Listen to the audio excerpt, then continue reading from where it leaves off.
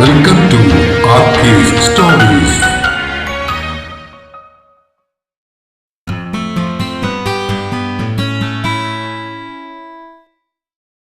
മടിക്കേരിയിലെ നിഗൂഢതകൾ ഭാഗം 25. രചനയും അവതരണവും രഘുദാസ് കാട്ടുങ്കൽ. ആ ഇൻസ്പെക്ടർ വിളിച്ചു പറഞ്ഞത് കേട്ട് ജോയിന്റ് കമ്മീഷണർ വെങ്കടേഷും ജഗത്തും നരേനും അയാൾക്കരികിലേക്ക് ചെന്നു. അവിടെ അബോധാവസ്ഥയിലും മരിച്ചു കിടക്കുന്നവരുടെയും ഒക്കെ മുഖംമൂടികൾ മാറ്റി നോക്കുകയായിരുന്ന പോലീസുകാർക്കിടയിൽ ആശ്ചര്യത്തോടെ നിൽക്കുകയായിരുന്നു ആ ഇൻസ്പെക്ടർ. Sir, see this. അത്ഭുതം വിട്ടൊഴിയാത്ത കണ്ണുകളോടെ അയാൾ മുന്നിൽ കിടക്കുന്നവരെ ചൂണ്ടിക്കാട്ടി. അവിടെ കിടന്നിരുന്നവരിൽ ഒരാൾ ജഗത്തിന്റെ അമ്മയുടെ ഹോസ്പിറ്റലിലെ പ്രസിദ്ധനായ ഹൃദ്രോഗ വിദഗ്ധൻ ഡോക്ടർ പ്രതാപ് ചാറ്റർജി ആയിരുന്നു. മറ്റൊരാൾ പേരുകേട്ട ക്രിമിനൽ ലോയർ ബിനോജ് ശർമ്മ. ഇനിയും ഒരാൾ ബീഹാറിലെ സീനിയർ സൂപ്രണ്ടന്റായ വിൽസൺ ഡിക്രൂസ. മറ്റൊന്ന് കൊൽക്കത്തയിലെ സുപ്രസിദ്ധ എഴുത്തുകാരിയായ ആരവി സെൻ. സമൂഹത്തിലെ നിലയും വിലയുമുള്ളവരിൽ പലരും ആ കൂട്ടത്തിൽ കിടക്കുന്നത് കണ്ട് ജോയിന്റ് കമ്മീഷണർ വെങ്കടേഷ് പോലും അത്ഭുതപ്പെട്ടു. കാര്യങ്ങളുടെ ഗൗരവം മനസ്സിലായ വെങ്കടേഷ് മിനിസ്റ്ററെ വിളിക്കാനായി കയ്യിൽ കരുതിയിരുന്ന സാറ്റലൈറ്റ് ഫോൺ ഓൺ ചെയ്തു.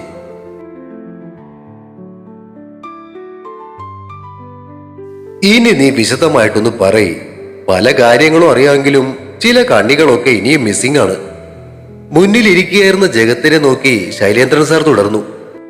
അതുകൊണ്ട് കേസിന്റെ അന്വേഷണം തുടങ്ങിയ ഇടം മുതൽ ഈ നിമിഷം വരെയുള്ള കാര്യങ്ങൾ കൃത്യമായിട്ട് നിന്റെ വായിൽ നിന്ന് തന്നെ പറഞ്ഞു കേട്ടാൽ കൊള്ളാം. അത്രയും നാളത്തെ ഇൻവെസ്റ്റിഗേഷൻ റിപ്പോർട്ട് പോലീസ് ഹെഡ്ക്വാർട്ടേഴ്സിൽ ഏൽപ്പിച്ചിട്ട് തിരികെ വന്നതായിരുന്നു ജഗത്ത്. ശൈലേന്ദ്രൻ സാറിന്റെ നേതൃത്വത്തിൽ തനയും അങ്കിത്തും നരേനും ശ്രാവണിയും ദിനുവും സനികയും മിലിയുമെല്ലാം അവന് ചുറ്റിനും ഇരിപ്പുണ്ടായിരുന്നു. അത്രയും ദിവസം അനുഭവിച്ച കാര്യങ്ങളുടെ പിരിമുറുക്കം പൂർണ്ണമായും വിട്ടൊഴിയാതിരുന്ന മിലി ജഗത്തിന്റെ തൊട്ടടുത്ത് തന്നെ അവന്റെ കൈകളിൽ തൂങ്ങിയാണ് ഇരുന്നിരുന്നത്. താൻ നടത്തിയ അന്വേഷണങ്ങളെക്കുറിച്ച് പറയാൻ ജഗത്ത് തയ്യാറെടുക്കുന്നതിനിടയിൽ അരോചകമായി അവന്റെ ഫോൺ ശബ്ദിച്ചു. അമ്മയാണ്. തന്നെ നോക്കിയ മിലിയോട് പറഞ്ഞുകൊണ്ട് അവൻ ഫോൺ എടുത്ത് സംസാരിച്ചു. അനുവിന്റെ ബോഡിയുമായിട്ട് അവർ നാട്ടിലെത്തിയെന്ന് പറയാൻ വിളിച്ചത്. ആകാംക്ഷയോടെ തന്നെ നോക്കിയ കണ്ണുകൾക്കുള്ള മറുപടി കൊടുത്തിട്ട് അവൻ ഫോൺ തിരികെ പോക്കറ്റിലേക്ക് വെച്ചു. അവളുടെ ഫ്യൂണറലിന് നീ പോകുന്നില്ലേ? ശ്രാവണി ചോദിച്ചു. നോ. അവന്റെ ശബ്ദം കടുത്തിരുന്നു. പിന്നീട് ആരും അതേപ്പറ്റി ഒന്നും ചോദിച്ചില്ല. അവന്റെ ഉള്ളിൽ ഉയർന്ന സംഘർഷം മനസ്സിലാക്കിയ മിലി അവന്റെ കൈകളിൽ മെല്ലെ ഒന്ന് അമർത്തി. അല്പനേരം നിശബ്ദനായിരുന്നതിന് ശേഷം അവൻ പറഞ്ഞു തുടങ്ങി. എല്ലാ കാര്യങ്ങളും പറഞ്ഞു തുടങ്ങും മുന്നേ ആദ്യമായി നിങ്ങൾ അറിയേണ്ടത് റഷ്യൻ മന്ത്രവാദത്തിന്റെ പ്രത്യേകതകളെ കുറിച്ചാണ്. അതിൽ നിന്ന് തന്നെ തുടങ്ങാം. ആഗ്രഹ സഫലീകരണവും നാശവും സൃഷ്ടിക്കാൻ ക്രൈസ്തവ വസ്തുക്കളും ചിഹ്നങ്ങളും ഒരു പ്രത്യേക രീതിയിൽ ഉപയോഗിക്കുന്ന റഷ്യൻ മന്ത്രവാദത്തിന്റെ ഒരു ശാഖയാണ് വെറിറ്റ്നിക് എന്ന് പറയുന്നത്. അങ്ങേയറ്റം ശക്തിയുള്ളവരും അപകടകാരികളുമായ മന്ത്രവാദികളാണ് ഈ വെറിറ്റ്നിക് മന്ത്രവാദികൾ. വെറിറ്റ്നിക്കുകള് മന്ത്രികന്മാരിൽ നിന്നും വ്യത്യസ്തരായി സാധാരണ മന്ത്രവാദത്തിൽ ഏർപ്പെടുന്നില്ല. അവർ പിശാചിനെ എല്ലാ അശുദ്ധ ശക്തികളുടെയും ആകെ തുകയായും ഭൂതങ്ങളെ പിശാചിന്റെ അവതാരങ്ങളായും ആരാധിക്കുകയാണ് ചെയ്യുന്നത്. ഈ വെറിറ്റ്നിക്കുകൾ പിശാചുകളുമായും പ്രത്യേകിച്ച് സാത്താന്റെ നേതൃത്വത്തിലുള്ള 9 കറുത്ത രാജകുമാരന്മാരുമായി നേരിട്ട് പ്രവർത്തിക്കുന്നുവെന്ന് വിശ്വസിക്കപ്പെടുന്നു. മറ്റ് രാജ്യങ്ങളിലെ പിശാച ആരാധനയുടെ പാരമ്പര്യങ്ങളിൽ നിന്നും അടിസ്ഥാനപരമായി വ്യത്യസ്തമാണ് ഈ വെറിറ്റ്നിക്ക്. ഇതിന് അതിൻ്റെതായ സവിശേഷമായ സംവിധാനമുണ്ട്. അത് മറ്റ് പാരമ്പര്യങ്ങളിൽ നിന്നും കടമെടുത്തിട്ടല്ല, മറിച്ച് അതിൻ്റെതായ രീതികളും കർമ്മങ്ങളുമാണ് ചെയ്യുന്നത്. ഇവരിൽ തന്നെ 2 വിധത്തിലുള്ളവരുണ്ട്. ഒന്ന്, ഇത്തരം കർമ്മങ്ങൾ പഠിച്ച് വെറിറ്റ്നിക് ആകുന്നവർ. ജന്മം കൊണ്ട് തന്നെ സ്വാഭാവികമായി അത്തരം കഴിവുള്ളവരാണ് മറ്റുള്ളവർ. ഈ ജന്മം കൊണ്ട് വെറിറ്റ്നിക് ആകുന്ന മാന്ത്രികന്മാര് വളരെ അപൂർവമായി ലക്ഷണങ്ങളോടുകൂടി ജനിക്കുന്നു. അവരെ സാധാരണയായി പ്രതിഭാസങ്ങൾ എന്ന് വിളിക്കാറുണ്ട്. പലപ്പോഴും അത്തരക്കാർക്ക് മാന്ത്രിക കർമ്മങ്ങളിൽ ഒരു അധ്യാപകനെ അന്വേഷിക്കേണ്ട ആവശ്യമില്ല. അവർ സ്വാഭാവികമായും മന്ത്രവാദത്തിന്റെ തത്വങ്ങൾ മനസ്സിലാക്കുന്നു. അവർക്ക് ചിലപ്പോൾ ഒരു ചെറിയ സമയത്തേക്ക് ഒരു ഉപദേഷ്ടാവിനെ കണ്ടെത്തേണ്ടതുണ്ട് എന്ന് മാത്രം. അത്തരം ഉപദേഷ്ടാക്കൾ അവരെ നയിക്കുകയും മന്ത്രവാദത്തിന്റെ ആശയങ്ങളും തത്വങ്ങളും അവരെ പഠിപ്പിക്കുകയും ചെയ്യും. ചിലപ്പോൾ ഇത്തരം സ്വാഭാവിക മാന്ത്രികൻ സ്വയം പഠിക്കുകയും ചെയ്യും. അത്തരം മാന്ത്രികർ ചെയ്യുന്ന കർമ്മങ്ങൾക്ക് ഫലപ്രാപ്തി കൂടുതലായിരിക്കും. എന്നാൽ ഇങ്ങനെ ഒരു സ്വാഭാവിക മാന്ത്രികനായി ജനിക്കുക എന്നത് നിങ്ങൾ കരുതുന്നത് പോലെ അസൂയാവഹമായ കാര്യമൊന്നുമല്ല. മറിച്ച് ഈ കഴിവുകൾ ഉണ്ടായിരിക്കുന്നത് പ്രാഥമികമായി ഒരു ഭാരമാണ്. അധമശക്തികൾ ഈ സ്വാഭാവിക മാന്ത്രികന്മാരിൽ മറ്റ് സാധാരണ മാന്ത്രികരെക്കാൾ ഉയർന്ന ആവശ്യങ്ങൾ അടിച്ചേൽപ്പിക്കുകയും പലപ്പോഴും അവരുടെ വ്യക്തി ജീവിതത്തിൽ ചില പരിമിതികളും നിയന്ത്രണങ്ങളും ചുമത്തുകയും ചെയ്യും. അങ്ങനെ റഷ്യൻ ആഭിചാര കർമ്മങ്ങൾ പിന്തുടർന്നിരുന്ന വെറിറ്റ്നിക്കുകളുടെ ഒരു സംഘമായിരുന്നു അനുപമയുടെ കീഴിലുണ്ടായിരുന്നത്. ഒരുപക്ഷേ അവൾ റഷ്യയിൽ പഠിക്കാൻ പോയപ്പോൾ മുതൽ അത്തരമൊരു സംഘത്തിൽപ്പെട്ടതാകാം. അതിനെക്കുറിച്ചുള്ള ഡീറ്റെയിൽസ് ഒന്നും ഇതുവരെ കിട്ടിയിട്ടില്ല. റഷ്യയിൽ അവൾ താമസിച്ചിരുന്ന സ്ഥലത്ത് ഇപ്പോൾ അന്വേഷണം നടക്കുകയാണ്. താമസിയാതെ അതിനെക്കുറിച്ചുള്ള കൂടുതൽ വിവരങ്ങൾ കിട്ടുമെന്ന് പ്രതീക്ഷിക്കുന്നു. ഇവിടെ ഇങ്ങനെ ഒരു സംഘത്തെ ഉണ്ടാക്കിയതിന് പിന്നിൽ അവരുടെ ലക്ഷ്യം എന്തായിരുന്നു? ശൈലേന്ദ്രൻ സാറിന്റെ ആ ചോദ്യം യഥാർത്ഥത്തിൽ എല്ലാവരുടെയും മനസ്സിലുണ്ടായിരുന്നതാണ്. സത്യം പറഞ്ഞാൽ അതും അറിയില്ല. എന്തിനു വേണ്ടിയാണ് അവർ ഇത്രയേറെ കർമ്മങ്ങൾ ഇവിടെ അനുഷ്ഠിച്ചിരുന്നത് എന്നത് ഇപ്പോഴും അജ്ഞാതമാണ്. പിടിയിലായവരിൽ ജീവനോടെ ഇരിക്കുന്നവരിൽ നിന്നും ആ വിവരം കിട്ടുമെന്നാണ് പ്രതീക്ഷിക്കുന്നത്. ഓക്കെ, നീ കേസ് അന്വേഷണം തുടങ്ങിയത് മുതലുള്ള കാര്യങ്ങൾ പറയൂ. തുടക്കം സാറിനും അറിയാവുന്നതാണല്ലോ. മാൻ മിസ്സിംഗ് കേസിൽ സാറിനായിരുന്നല്ലോ ആദ്യം ചാർജ്. അതെ, പക്ഷെ ആ കേസ് അന്വേഷണം നടന്നുകൊണ്ടിരിക്കുന്നതിനിടയിലാണല്ലോ എന്നെ സ്ഥലം മാറ്റിയതും ഞാൻ റിസൈൻ ചെയ്തതും. അതെ സർ. അതോടെ ആ കേസിന് പിന്നിലുള്ളവരുടെ പിടിപാട് ശക്തമാണെന്ന് ഡിപ്പാർട്ട്മെന്റിലുള്ളവർക്ക് മനസ്സിലായി. പക്ഷെ ആരൊക്കെയാണ് കൂട്ടത്തിലെ ഒറ്റുകാരെന്ന് മനസ്സിലാക്കാനാവാത്ത അവസ്ഥ. ജോയിന്റ് കമ്മീഷണറായി വെങ്കടേഷ് സാറ് ജോയിൻ ചെയ്തപ്പോ പുള്ളിക്കാരനും ശത്രുപക്ഷത്തുള്ള ആളായിരിക്കുമെന്നാണ് കരുതിയത്.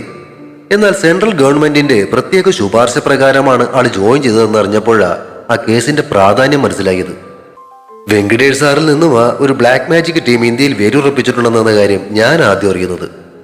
അപ്പോ പിന്നെ നീ റിസൈൻ ചെയ്യാനുള്ള കാര്യം എന്തായിരുന്നു? ശൈലേന്ദ്രൻ സാറിന്റെ ചോദ്യം കേട്ട് അവനൊന്ന് ചിരിച്ചു. ആക്ച്വലി ഞാൻ റിസൈൻ ചെയ്തതല്ല സാർ, പ്ലാനിന്റെ ഒരു ഭാഗമായിരുന്നു അതും. ഡിപ്പാർട്ട്മെന്റുമായി തെറ്റിപ്പിരിഞ്ഞ് ഞാൻ പുറത്തുപോയെന്ന് വരുത്തി തീർത്തത് ആരുടെയും കണ്ണിൽപ്പെടാതെ സ്വതന്ത്രമായ ഒരു അന്വേഷണത്തിന് വേണ്ടി തന്നെയായിരുന്നു. അതിന് തുടക്കം കുറിച്ചതും ഒരു സാറ്റലൈറ്റ് ഫോൺ വഴി ചോർന്നു കിട്ടിയ സംഭാഷണ ശകലങ്ങളായിരുന്നു. എന്തായിരുന്നു അത്? ബീഹാറിലെ രാജഗൃഹയിൽ വെച്ച് നടത്തേണ്ടുന്ന ചില ചടങ്ങുകളെ കുറിച്ചായിരുന്നു ആ സംസാരം. രാജഗൃഹയോ?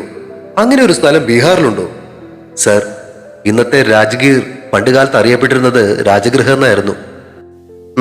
ഓക്കെ, എന്നിട്ട് നീ മടിക്കേരിയിലേക്ക് ചെന്ന് തോട്ടം വാങ്ങി അവിടെ കൂടാൻ എന്തായിരുന്നു കാരണം? ആ സാറ്റലൈറ്റ് ഫോണിന്റെ ഉറവിടം മടിക്കേരിയിലായിരുന്നു. ജഗത്ത് പറഞ്ഞത് കേട്ട് ശ്രാവണി അവനെ കണ്ണും വീഴ്ച നോക്കി. പോലീസ് പണി മതിയായി, ഇനി അങ്ങോട്ട് കൃഷിക്കാരനായി ജീവിക്കാനാണ് താല്പര്യമെന്നും പറഞ്ഞ് 4 വർഷം മുന്നേ തന്നെ സമീപിച്ച ജഗത്തിനെ കുറിച്ച് ഓർക്കുകയായിരുന്നു അവൾ. നീ ആള് കൊള്ളാലോ ജഗ്ഗു, എന്നിട്ട് എന്തൊക്കെ ഡയലോഗുകളായിരുന്നു എന്നോട് അടിച്ചത്? ശ്രാവണിയുടെ പരിഭവം നിറഞ്ഞ കുറ്റപ്പെടുത്തൽ കേട്ട് അവൻ അവളെ നോക്കി ചിരിച്ചു. ഡ്യൂട്ടി ആയിരുന്നില്ലേ ശ്രാവി? എന്തായാലും നീ ബാക്കി പറയും. മടിക്കേരിയിലെത്തി തോട്ടം വാങ്ങി അവിടെ താമസം തുടങ്ങിയെങ്കിലും പിന്നീട് അങ്ങോട്ടുള്ള അന്വേഷണത്തിന് യാതൊരു പുരോഗതി ഉണ്ടായിരുന്നില്ല. അതിന്റെ പ്രധാന കാരണം പിന്നീട് ഒരു സാറ്റലൈറ്റ് കോളും ഇവിടെ ഒന്നും ഉണ്ടായിട്ടില്ല എന്നതായിരുന്നു. അതോടെ ഇവിടെ നിന്നും കാണാതായവരെ കേന്ദ്രീകരിച്ചായി പിന്നീടുള്ള അന്വേഷണം. അവരിൽ പലരും വിസിറ്റിംഗ് വിസയിൽ വെളിയിലേക്ക് പോയിട്ടുണ്ടെന്ന് കണ്ടെത്തിയതിനിടയിലായിരുന്നു നഞ്ചപ്പയുടെ കൊലപാതകം നടക്കുന്നത്. വെറുമൊരു രാഷ്ട്രീയ കൊലപാതകമെന്ന് വരുത്തി തീർത്ത ആ കൊലപാതകത്തിന് ഈ ബ്ലാക്ക് മാജിക് സംഘവുമായി ബന്ധമുണ്ടെന്ന് മനസ്സിലായത് അയാളുടെ വീട്ടിൽ നിന്നും കിട്ടിയ Natasha ഹെൽവിന്റെ the Russian black magic എന്ന പുസ്തകമായിരുന്നു. അതോടൊപ്പം വെറിറ്റ്നിക്കുകൾ കർമ്മങ്ങൾക്കായി ഉപയോഗിക്കുന്ന ചില ഹെൽ ഐക്കണുകളും അവിടെ കാണുകയുണ്ടായി. ഹെൽ ഐക്കണുകളോ? അതെന്താ? ശൈലേന്ദ്രൻ സാറിന്റെ കണ്ണുകളിൽ ആകാംക്ഷ തളം കെട്ടി. ഈ വെറിറ്റ്നിക്കുകള് അവരുടെ കർമ്മങ്ങൾക്കായി കറുത്ത പെയിന്റ് കൊണ്ട് വരക്കുന്ന ഡീമൻസിന്റെ ചിത്രങ്ങളും സൈനുകളും ഒക്കെയാണ് ഹെൽ ഐക്കണുകൾ. അവയെക്കുറിച്ചൊക്കെ ഈ നതാഷ ഹെൽവിന്റെ ആ പുസ്തകത്തിലും വ്യക്തമായി പ്രതിപാദിക്കുന്നുണ്ട്.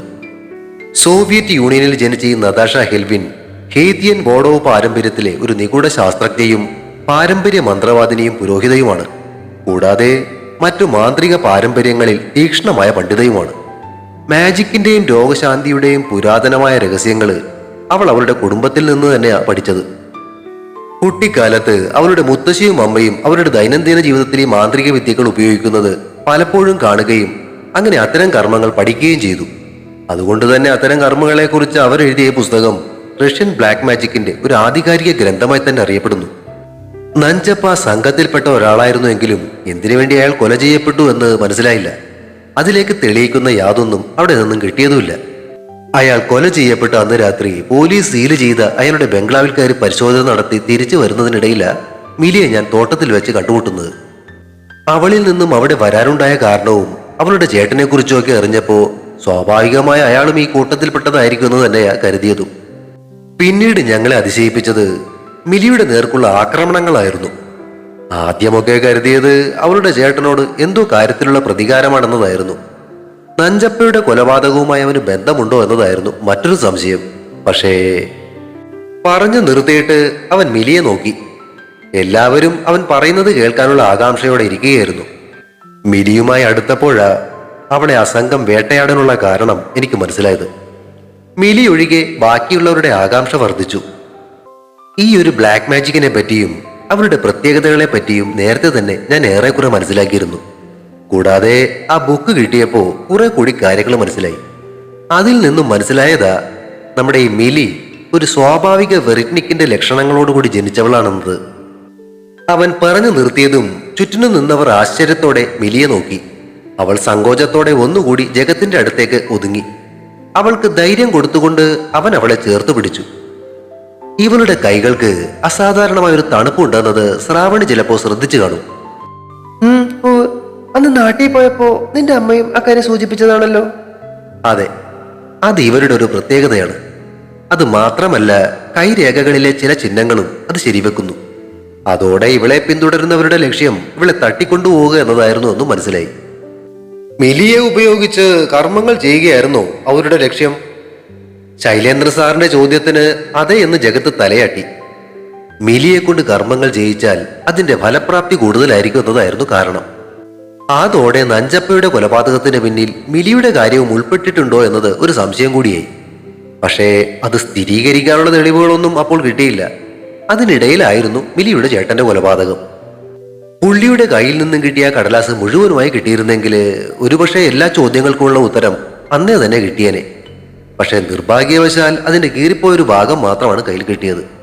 കാണാതായ പലരുടെയും ഡീറ്റെയിൽസ് അതിലുണ്ടായിരുന്നു. അതുകൂടാതെ ഇംഗ്ലീഷിൽ SOM എന്നും SILV എന്നും എഴുതിയ 2 വാക്കുകളും ആ കടലാസ് കഷ്ണത്തിലുണ്ടായിരുന്നു. ഏതോ വാക്കുകളുടെ ആദ്യ ഭാഗം മാത്രമാണ് അതെന്ന് മനസ്സിലായെങ്കിലും അതെന്താണെന്ന് മനസ്സിലായില്ല. മിലി പറഞ്ഞതനുസരിച്ച് രാകേഷ് സൂചിപ്പിച്ച സ്ഥലത്ത് അന്വേഷണം നടത്തുന്നതിനിടയിലാണ് അവിടെ വെച്ച് ഒരുത്തനെ കിട്ടിയത്. കൂടുതൽ കാര്യങ്ങൾ അറിയും മുന്നേ അവൻ ആത്മഹത്യ ചെയ്തെങ്കിലും അവന്റെ പോക്കറ്റിൽ നിന്നും കിട്ടിയ ഒരു ഫോൺ നമ്പർ ഉപയോഗിച്ച സോംവാർപെട്ടിൽ വെച്ച് ഒരുത്തനെ കാണാനുള്ള അവസരം ലഭിച്ചത്. അന്ന് രാത്രി അവനെ അന്വേഷിച്ച് ചെന്നപ്പോഴാ ആക്സിഡന്റിൽ അവൻ മരിച്ചതും എന്റെ വണ്ടിയിൽ ആ അരോമ കോഫി എക്സ്പോർട്ടേഴ്സിന്റെ MD മടത്തിപ്പറമ്പിൽ രാഘവേന്ദ്രന്റെ മകൾ മീര രാഘവേന്ദ്രന്റെ കാർ വന്നിടിക്കുന്നതും ഞാൻ താഴെ വീഴുന്നതും. ഓ, പക്ഷെ മദനോടൊപ്പം അവരുടെ വീട്ടിൽ പോയപ്പോ ആ കുട്ടി പറഞ്ഞത് അങ്ങനെയൊന്നും ആയിരുന്നില്ലല്ലോ. ശ്രാവണി പറഞ്ഞത് കേട്ട് ജഗത്ത് ചിരിച്ചു. മദനന്റെ കീഴിലുള്ള രാഘവേന്ദ്രന്റെ കുടുംബവും അയാൾ പറയുന്നിടത്തല്ലേ നിൽക്കൂ. അപ്പോ നിഷ്ഠിയ രാഘവേന്ദ്രനെ കുറിച്ച് പറഞ്ഞത് ശരിയായിരുന്നു അല്ലേ? പക്ഷെ സ്വന്തം ഗ്യാങ്ങിലുള്ള ഒരാളെ അവൾ ഒറ്റുകൊടുക്കൂ? ശൈലേന്ദ്രൻ സാറിന്റെ കണ്ണുകളിൽ സംശയം നിറഞ്ഞു. അതവൾ മനഃപൂർവ്വം തന്നെ പറഞ്ഞതായിരുന്നു. രാഘവേന്ദ്രനെ കൊടുക്കാനോ? അതെ, അതിനു പിന്നിലുള്ള കാര്യം പറയും മുന്നേ മറ്റു ചില കാര്യങ്ങൾ കൂടി പറയാനുണ്ട്. അത് കേട്ടതോടെ എല്ലാവരും ആകാംക്ഷയോടെ വീണ്ടും അവനെ നോക്കി. അന്ന് മീരയുടെ കാറ് തട്ടി നിലത്തേക്ക് വീണ എന്റെ അടുത്തേക്ക് വന്ന അവള് എത്രയും പെട്ടെന്ന് എന്നെ അവളുടെ കാറിലേക്ക് കയറ്റാനാണ് ശ്രമിച്ചത്. പക്ഷെ അവൾ നിർബന്ധിച്ചിട്ടും മുന്നിൽ മരിച്ചു കിടക്കുന്നവന്റെ അടുത്ത് ചെന്ന് അവന്റെ ബോഡി ചെക്ക് ചെയ്തിട്ടാ ഞാൻ അവളുടെ കാറിലേക്ക് കയറിയത്. എനിക്ക് എന്തെങ്കിലും അവന്റെ ശരീരത്തിൽ നിന്നും കിട്ടിയോ എന്നറിയാൻ വേണ്ടി അവളും തൊട്ടടുത്ത് തന്നെ നിന്നിരുന്നുവെങ്കിലും അവന്റെ കീശയിലുണ്ടായിരുന്നൊരു പോക്കറ്റ് ഡയറി അവളുടെ ശ്രദ്ധ തിരിച്ചു മാറ്റിയിട്ടാ ഞാനന്ന് കൈക്കലാക്കിയത്. അവിടെ നിന്നും അവളുടെ കാറിൽ കയറി അവരുടെ വീട്ടിലെത്തിയപ്പോഴാ ആ വീടിന്റെ പേര് സിൽവർ സ്പ്രിംഗ് എന്നാണെന്ന് അറിഞ്ഞത്. അതോടെ ആ രാകേഷിന്റെ പേപ്പറിൽ കണ്ട SOM സോംവാർപെട്ടാണെന്നും SILV എന്നത് സിൽവർ സ്പ്രിംഗിന്റെ ആദ്യ അക്ഷരങ്ങളാണെന്നുമുള്ള സംശയങ്ങൾ ജനിക്കുന്നത്. പിന്നീട് ഒരിക്കൽ നരേനും ഇതേപ്പറ്റി സൂചിപ്പിക്കുകയുണ്ടായി. ആ കിട്ടിയ പോക്കറ്റ് ഡയറിയില് വല്ല വിവരങ്ങൾ ഉണ്ടായിരുന്നോ? സർ, നഞ്ചപ്പയെ കൊല ചെയ്തത് അവനും രാകേഷും കൂടിയായിരുന്നു എന്ന വിവരം എനിക്ക് കിട്ടിയത് ആ പോക്കറ്റ് ഡയറിയിൽ നിന്നുമായിരുന്നു. ജഗത്ത് പറഞ്ഞു നിർത്തിയപ്പോ പൊട്ടി വന്ന കരച്ചിലടക്കാനായി മിലി വാ പൊത്തിപ്പിടിച്ചു. തുടരും. മടിക്കേരിയിലെ നിഗൂഢതകൾ അടുത്ത ഭാഗം ഉടൻ പ്രതീക്ഷിക്കുക. സബ്സ്ക്രൈബ് ചെയ്യാത്തവരുണ്ടെങ്കിൽ ദയവായി സബ്സ്ക്രൈബ് ചെയ്ത് സപ്പോർട്ട് ചെയ്യണേ. കഥയ്ക്ക് അഭിപ്രായങ്ങളും ലൈക്കുകളും ഹൈപ്പും ഒക്കെ നൽകുന്നതിനോടൊപ്പം തന്നെ കഥയുടെ ലിങ്ക് കഴിയുന്നവർക്കൊക്കെ ഒന്ന് ഷെയർ ചെയ്ത് കൂടി കൊടുത്തേക്കണേ. Thank U.